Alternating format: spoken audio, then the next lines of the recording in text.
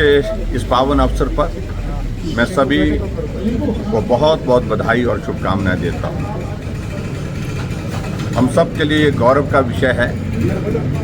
कि आज हमारे देश के यशस्वी प्रधानमंत्री नरेंद्र मोदी जी ने 11वीं बार यानी कि लगातार तीसरी बार प्रधानमंत्री बनने के पश्चात पहली बार तिरंगा झंडा लाल किला में फहराया और मैं उनको बहुत बहुत बधाई देता हूं,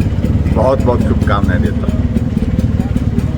प्रधानमंत्री नरेंद्र मोदी जी ने आज अपने विजन को अपने भाषण के माध्यम से पूरी देश के सामने रखा है और जिसमें प्रमुख रूप से उन्होंने जिक्र किया है कि आज देश की आवश्यकता है वन नेशन वन इलेक्शन।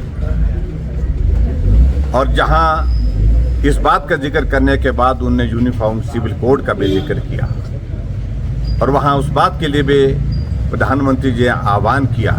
कि सभी राजनीतिक दल मिल करके एक वातावरण बनाए देश के अंदर वन नेशन वन इलेक्शन के लिए। और इसके अतिरिक्त जिस तरह से प्रधानमंत्री जी ने कहा 24/7 2047 ये हमारा एक मिशन है, 24 घंटे काम करना और 2047 तक भारत विकसित राष्ट्र के रूप में विश्व के सामने हो।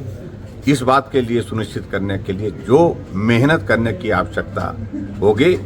तो हम सब लोग मेहनत करेंगे। और विशेष तौर से उन्होंने कहा कि तीसरी बार प्रधानमंत्री बनने के पश्चात मैं 3 गुना ज़्यादा मेहनत के साथ काम करूंगा। और ये सारी बातों को लेकर के पूरे देश के सामने प्रधानमंत्री जी ने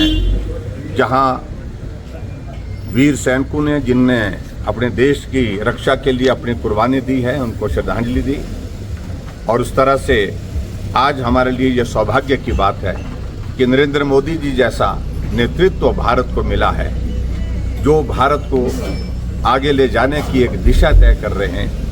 और 2047 तक भारत विकसित राष्ट्र के रूप में बने। और अगले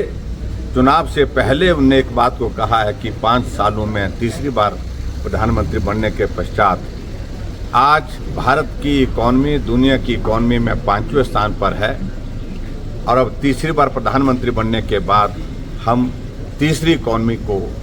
भारत को तीसरी इकॉनमी के रूप में विश्व के सामने प्रस्तुत करेंगे। सफल कार्यक्रम इस प्रकार से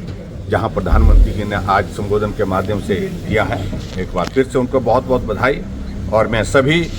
वीर सैनिकों को जिन्होंने देश की आज़ादी के लिए और उन महापुरुषों ने जिनने देश की आज़ादी की लड़ाई लड़ी बलिदान दिया है उनको नमन करता हूं।